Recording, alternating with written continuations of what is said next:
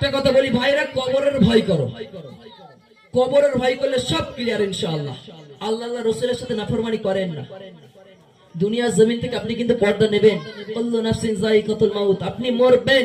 আর এটা আশ্চর্যজনক বিষয় নয়, আশ্চর্যজনক বিষয় এটা, আল্লাযী খালাকাল মাউতা ওয়াল হায়াতা লিয়াবলুয়াকুম আইয়ুকুম আহসানু আমালা।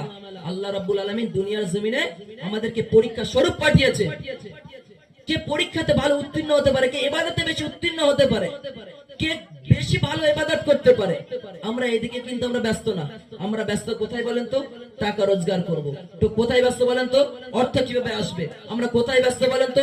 শয়তানের দালালি করতে ব্যস্ত আমরা। শয়তানের দালালি মানে কি? একদিকে আল্লাহ আছে, একদিকে শয়তান আছে, আপনি মাঝখানে আছেন। আপনি কোন দিকে যাবেন মিয়া?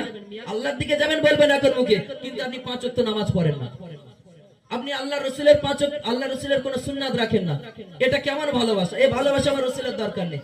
যে ভালোবাসা আল্লাহর দিনের জন্য লাগবে না, আল্লাহ রসুলের দিনের জন্য লাগবে না, সে ভালোবাসা দিয়ে কি হবে মিয়া? কিচ্ছু হবে না।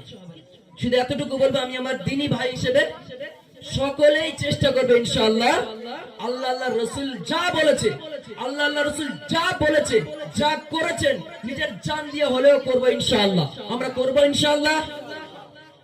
আমরা ইনশাআল্লাহ পাওয়ারও নেই, আমরা বলি ইনশাআল্লাহ করবো।